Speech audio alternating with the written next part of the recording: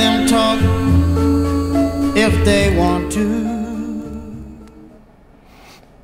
And welcome to Let Them Talk. I'm Paul DiRienzo. And I'm Miss Joan Marie Mosi. And we're proud to have back again Paul Wirhun, who is the, well, among other things, the Eggman, but he's a lot more than that. But he's a great artist, and he's come here to show us his work and to talk about a cause. Because, you know, yesterday was Earth Day, and we're going to be talking about, among other things, I guess, you know, because you have a lot of Earth imagery here, right? We're going to talk about the garbage patch, I guess, in the Pacific. Right. That's a horrible thing. It's been. I have sleepless nights over it. Do you really? At times. Oh. Yes. Oh. Well, you know, interestingly enough, there's I think UNESCO at the UN was going to declare the garbage patch a country. In order to raise issues, you know, to raise awareness around it and give it a status of it as a state. Right. Because maybe there's that much material there. Wow. Which is not a good thing. No, it's not a good thing that there's so much plastic floating in the ocean because, of course, everything follows gravity as low as it can go, and there's no lower place than the ocean. So, therefore, everything you throw out, every piece of plastic, every plastic bag, every little plastic doodad that doesn't go away for a million years, will eventually one day, within the next million years or so or less, wind up in the ocean. Yeah, unfortunately. I know, it's terrible. Well, I'm glad we're going to talk. I'm glad you're doing something about it and using your talents to do something about it. Or at least we want to raise awareness. Yes, and some money for cleanup. I mean, that's what this whole thing's about. Right? Yeah, Can it be cleaned up? Well, this is an interesting question, and there's some new technology that's being developed right now that I'm really excited about. That, in fact, I've finally had some good email contact with. There's a young Dutch technology student named Boyan Slat, who's created some really interesting technology where he's trying to create these kind of platforms of centrifuges that are bounded in the oceans and use the ocean currents and sunlight in order to, you know, charge, you know, in a sense, provide the electricity for these platforms, and these centrifuges would then be able to essentially filter out the small bits of plastic, because unfortunately what happens with the plastics is that they will degrade and get into smaller and smaller bits, which of course not only is it causing all kinds of marine life to get entangled in, but then also small fishes are eating. Right, it goes into their digestive tract. Right, and birds as well as, and so you know, maybe you might have seen any of these horrible images of just like birds that are like stuck in a six-pack sort of thing. Right, but not only that, but or seabirds are eating this plastics, and so then they die, and then they're cutting open these birds, and you're seeing the inside, you know, and they're just being full of plastics.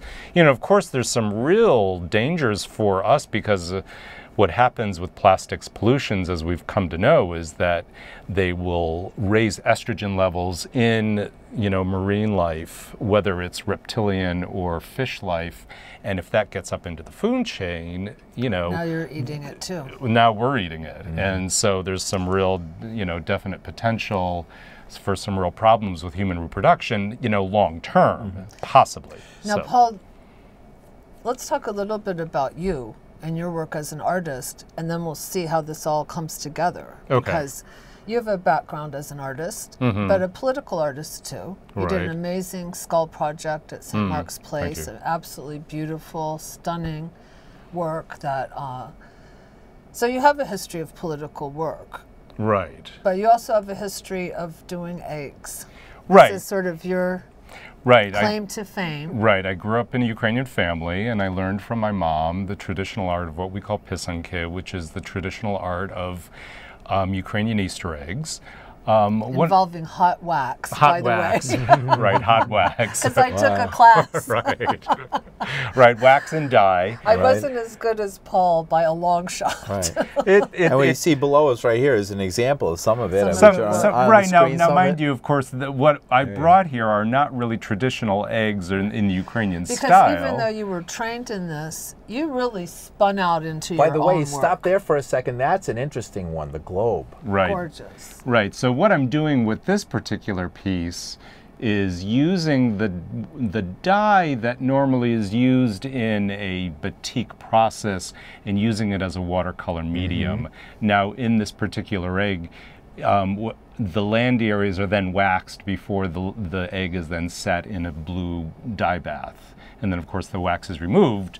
So, in a sense, I'm taking these traditional methodologies and doing my own design work with it. Exactly. And so that's beautiful. Thank you, thank you, thank you. So I've been concerned about ecologic issues for a long time, and what has happened, and also one of the things I just want to bring out about this aspect about egg work that a lot of people don't know about is that, and I think we talked about it the last time I was on the show, the word pisanke, which is the plural, comes from the verb to write.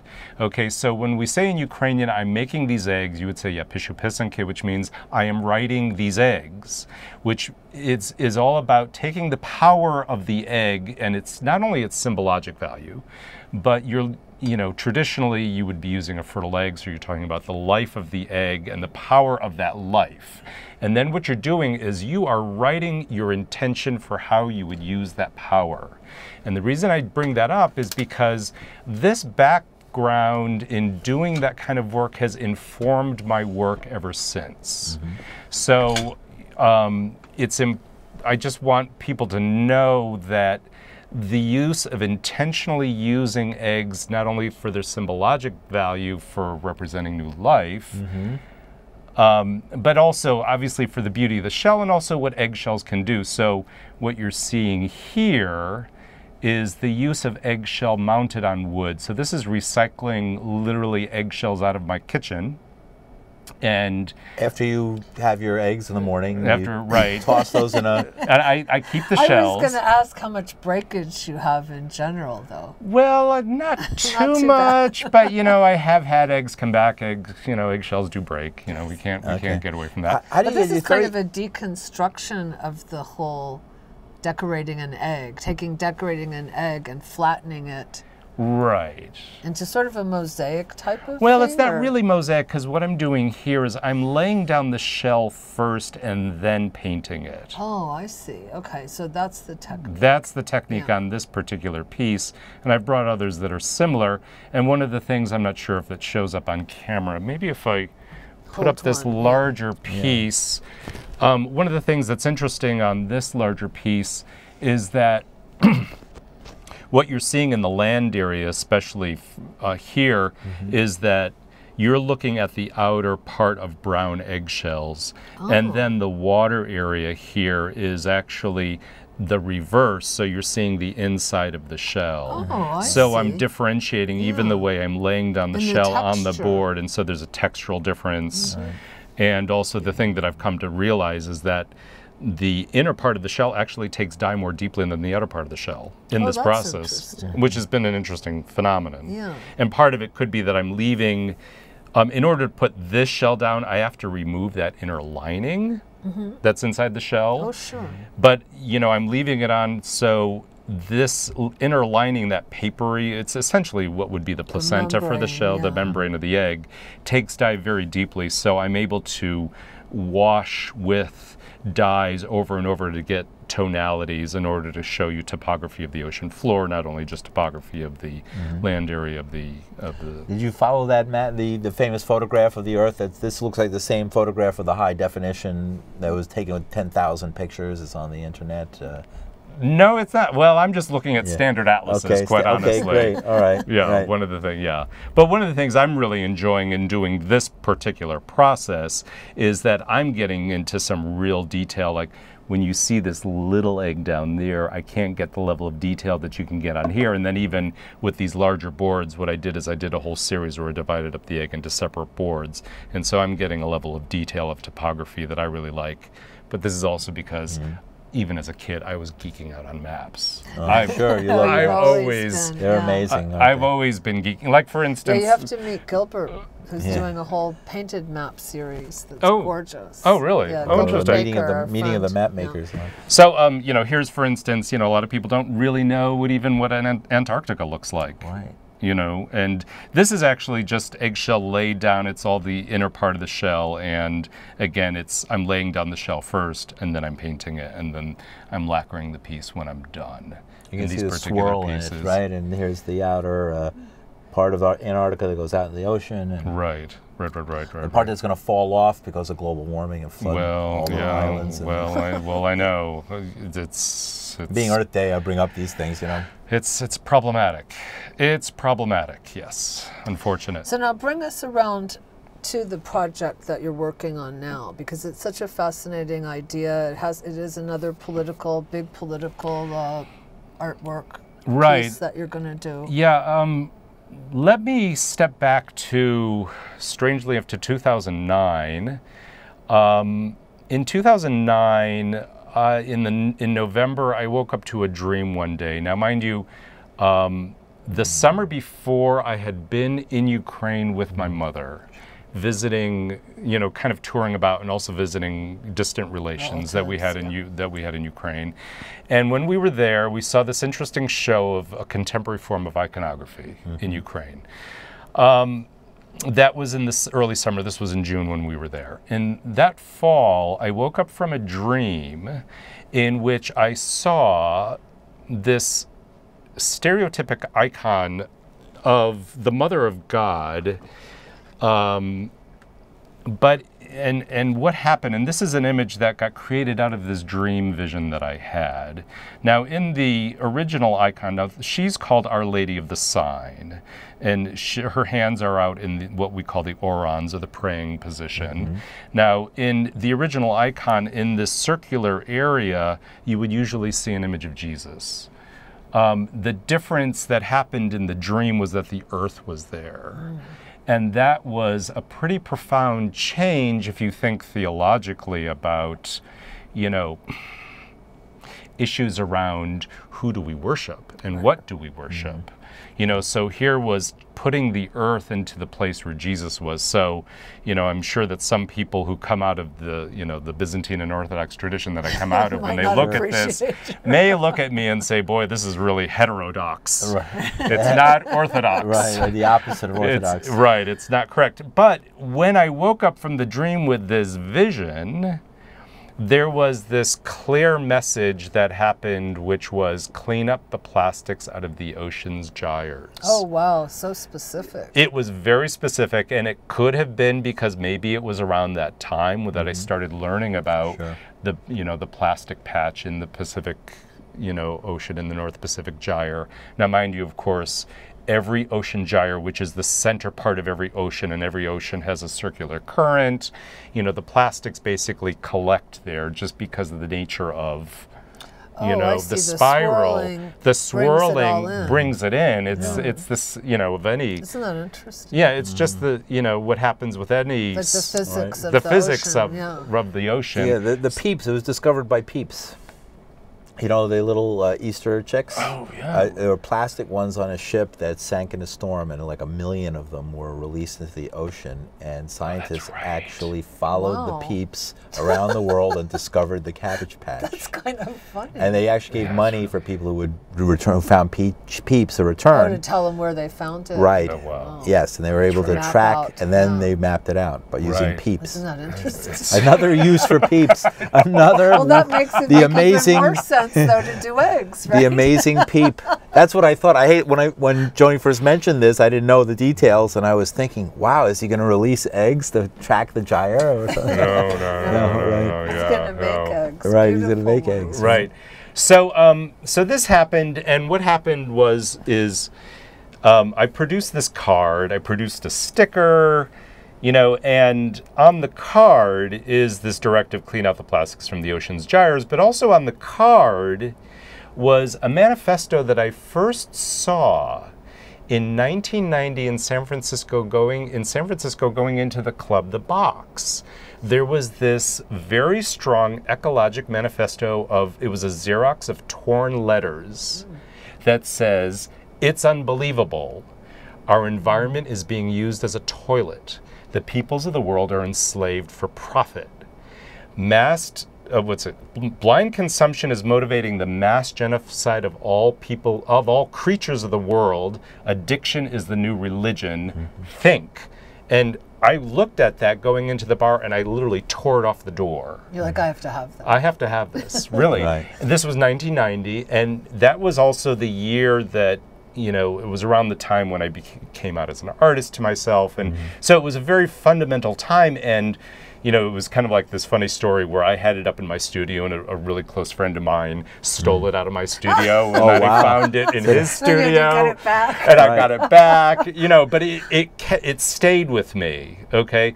So so this has been in the back of my mind, the way I'm telling you. So the whole thing about globes that I've been doing ever since was, in a sense, to give people this notion. One of the reasons that I do these globes is to just show people just how beautiful the Earth is. And you do. I mean, we've had on earlier program, you visited us and actually brought one of your globes in, and we've seen it. And if folks Google over at your name and watch the video, you can see one. You could our YouTube channel, Let 'Em Talk, youtube.com/LetEmTalk, LETEMTALK.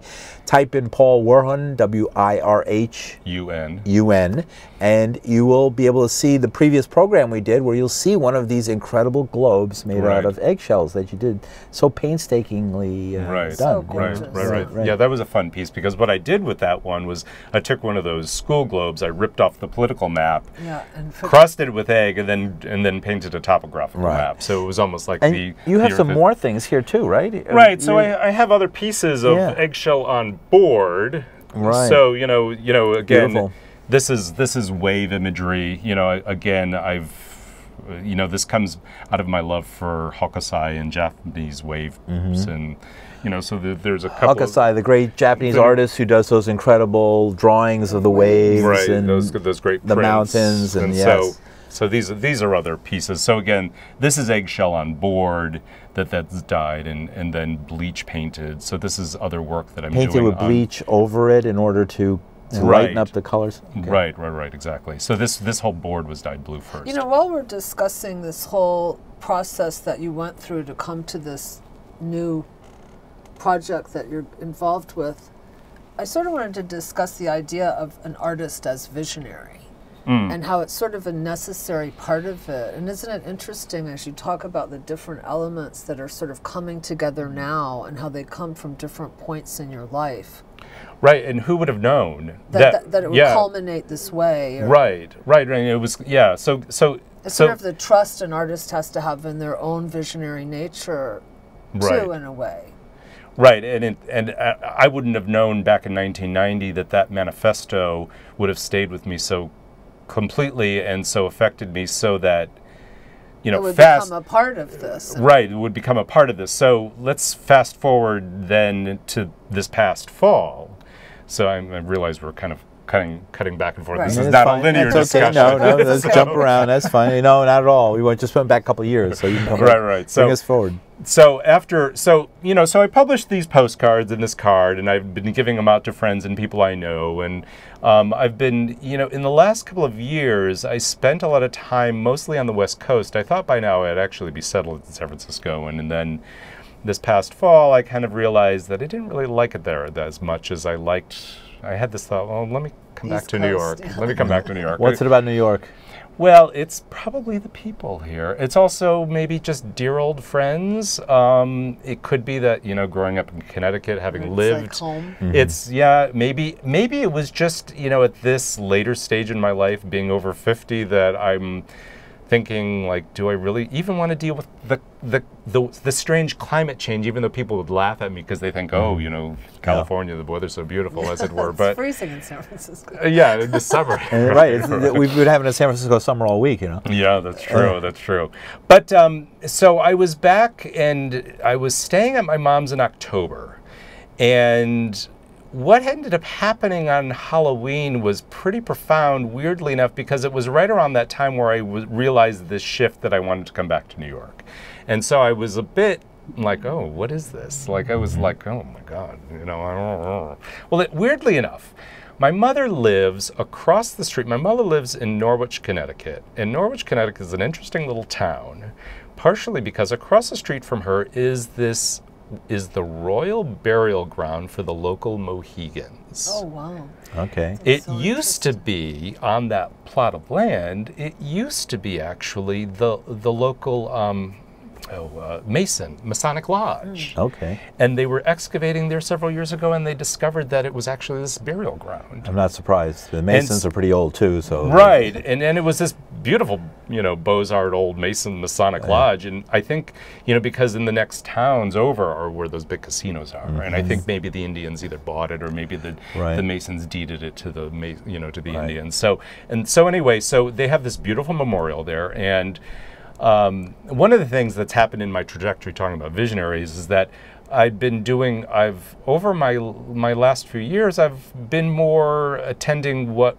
an Indian spirit dance called the Naraya, which was started by Clyde Hall, who's a Native American two-spirit. He's a Shoshone. And so I've gotten to know the ways of praying with an Indian through the Native American modality. So I figured, okay, on the night of Halloween, which is a night, if one understands, it's the night when we say the veils between the worlds are the thinnest and you can have a real contact with spirits from the dead. I went over to pray at this oak tree, and in the middle of doing this ritual, and I was just looking for some kind of clarity, like what is going on, like San Francisco, New York, why am I like this shifting and what's going on? I literally, in my pocket, pulled out one of these cards in the middle of this ritual. And I looked at that card, and all of a sudden I had this like epiphanic moment where all of a sudden it was like, oh my God, 1,000 globes. And it was kind of like the activization of this image that happened in 2009, and it was kind of like a fusion of what I saw on that manifesto on the box in 1990, the vision of 2009, and there it was Halloween night in 2012, and all of a sudden this thing fused in my mind where it was like, it's like you knew. It was, and the idea about the 1,000 globes was an old idea that happened when I was living in New York several years ago, but I never really did anything with it. I was just like thinking, like the Skull Project. Yes. Of like, and it's taking that Japanese idea of the 1,000 cranes for peace, of doing 1,000 globes for ecologic. The ocean. Right, but this was, because this, again, this image specifically came with a charge about cleaning up the plastics out of the ocean. Right. You know what I mean? It was specific very specific goal. So you're in the process or about to, or have you created these 1,000 globes? No, I haven't. No, let's just put it this way. 2 months ago, I moved back. Literally, my old room in my old apartment came available. And I'm back there, and what I've been doing is that I've been doing some fundraising, grant writing. I've been doing my own research. Okay, who it will be the beneficiary of this? So I have this grand vision. I'll tell you, the grand vision is to have 1,000 globes in the lobby. That night, it was 1,000 globes on ostrich eggs. On ostrich eggs. That's what ostrich eggs. Okay. These are bigger. Like these are big eggs. Not like this big. Right. The big ones. In the UN lobby is where it's going to be. How beautiful would that be? Yeah. And so that's the idea, is because spot. this is an international problem. This is not course. just local. So it's about, and the idea here is that people would buy each of these globes or donate to the project. They would donate $1,000. Half of the money would go to a beneficiary that's cleaning up the oceans. And this brings us back like the young person's project in. You were talking about that brings us back to the project you're talking about to clean up the oceans. To clean up the oceans, and so I'm really interested in this technology that this fellow is developing, because he's talking about doing this cleanup. Do you have any contact information to tell folks where they can find out about this or more about you? Well, I believe it's the oceans. God, I was almost writing this down before I came over, because I want to make sure. I know this fellow's name is Boyan Slat. It's Boyan and then Slat. He's He's also had a You can TED Google Talk. him. Right, I Yeah. He's saw the also had a TED Talk. talk. Right, so he's got Amazing young person. Right. Yeah, really brilliant idea. Okay. And so I believe it's called the Oceans Cleanup Coalition. Yes, Is I believe I is, saw that. Yes, it yes, was. is That's what it his was. organization is, and they've just, I think they're at the end of a Kickstarter project where they're just raising Indiegogo. Indiegogo Yeah. project Indiegogo. of raising $80,000 for a feasibility study Sure. to And see he's that got the most technology. of it. He had like Yes. 75,000. Well, your project yeah. could fund the next part of it. Yeah. That's just Right. So this is the idea, is that I'm hoping to raise with this project $500,000 that then can maybe go directly go to directly cleaning toward up the ocean. Well, to the development of this technology Yes. and getting this Great. set up. Is it so 3 minutes to brilliant? go. Anything you'd like to show us or add to what we're doing in the last couple minutes? Well, I just You have a website too. Don't I have a you? website Yeah. which is myname.com. paulwirhun.com. I suppose I just want people to be aware of their plastic use. You know, and just be cognizant of that it really is going to depend on what each of us do individually.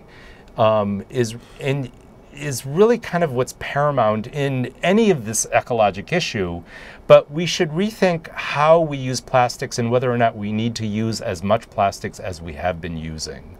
He talked about in his TED Talk that we're probably living in the age of plastics. Yes. You know, What do you think about like grocery bags and all of that? well, Should they they're be unnecessary. banned? Well, they're unnecessary if, again, people take their own, you know, reusable bag or reuse Right. them. You know what I mean? It's, you know, It's pretty simple. it's pretty simple, but it's a matter of like making these conscious steps that each of us have to do. Right. You know. And raising awareness and consciousness, of course, is key to this, because I think Right. most people don't have any idea education about always, right? the damage that this does. I mean, there's a lot of Right. lack of information about this. Right, and of course it goes down to even food packaging. I mean, there's all There's kinds too much of, packaging, There's basically. so much packaging that's unnecessary. And people don't realize that all that packaging is actually impacting the environment in the same way as global warming or water pollution or all these other Right. things. Right. Right. All right, right, because that's one thing. I mean, we can argue about global warming, but we can't argue about the trash that's there. You know what I Yes. mean? This is there. It's period. there. Yeah. It's People see period, and it's Right. got such a deleterious effect Right, on the we just got a environment. minute, and it's in fact, I think there was a recent explorer in National Geographic crossed the Pacific in a rowboat or something and said X number of days of the days I was out there, like every other day, I saw garbage in the middle of the Pacific Ocean, like where it's supposed to be totally clean, thousands of miles from the nearest land, and yet it's totally Yeah. Still filthy. there. Yeah, It's it's filthy. unfortunate. Right. in Well, I a think word. it's wonderful that you're using your artistic talent to be an activist in this realm, because it's a way to make a huge impact. You do beautiful work. People are going to want those eggs. No, Okay. Thank you. Thank you, Well, thank Paul. you for having me on. All right, great. Absolutely. It was wonderful having you on. Hold up your map so we can go out, maybe watching this beautiful work you've done here. All right. Well, There it is. there it is. Beautiful.